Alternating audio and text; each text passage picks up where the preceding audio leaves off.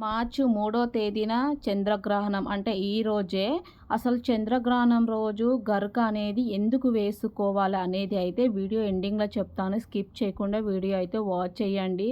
గరక అనేది గిన్నెల పైన, పోపు డబ్బాల పైన, గ్యాస్ పైన, ఇలా గిన్నెలు ఎక్కడెక్కడ ఉన్నాయో అన్నిటి కాడ వేసుకోవాలి. సో అన్నిటికంటే లోపలే కాదు, పైన ఇట్లా వేసుకోవాలి.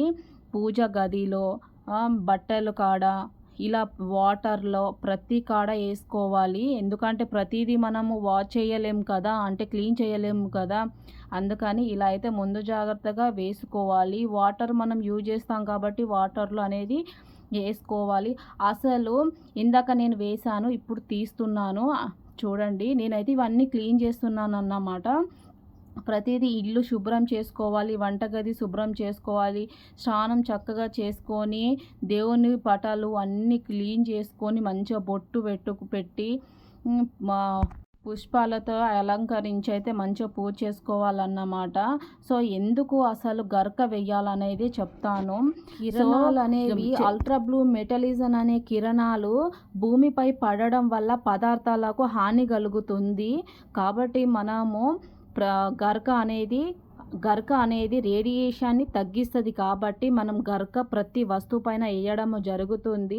ఎగ్జాంపుల్, ఒక కారం ఉంది. ఇప్పుడు 1 కిలో 2 కిలోల కారం ఉంది. అదైతే బయట మనం పడేయలేము కదా! కాబట్టి దానిపైన గరక వేసామంటే రేడియేషన్ని తగ్గిస్తుంది. పదార్థాలు కదా తినేటి. సో మన ఆరోగ్యానికి కూడా బాగుంటాయి కాబట్టి సో మనము అయితే గరకని అయితే ఇలా వేసుకుంటాం. చంద్రగ్రహణం కానీ, సూర్యగ్రహణం కానీ ఇలాంటి సమయంలో అయితే గరక వాడడం అయితే ఖచ్చితంగా జరుగుతుంది. ఎందుకంటే రేడియేషన్ని తగ్గిస్తుంది కాబట్టి వేయడం అయితే జరుగుతుంది. నేను ఫస్ట్ అయితే ఇవన్నీ పాటించకపోతుండే. ప్రియాంశి పుట్టిన కాడ నుంచే కొన్ని అన్నీ పాటిస్తున్నాను. సో పిల్లలు ఉన్నారు కదా, మనం కూడా చాలా జాగ్రత్తగా ఉండాలి. కొన్ని పాటించాలి. పెద్దలు చెప్పిన మాట సద్ది ఉన్న మూట అంటారు కదా, సో అది అన్నమాట.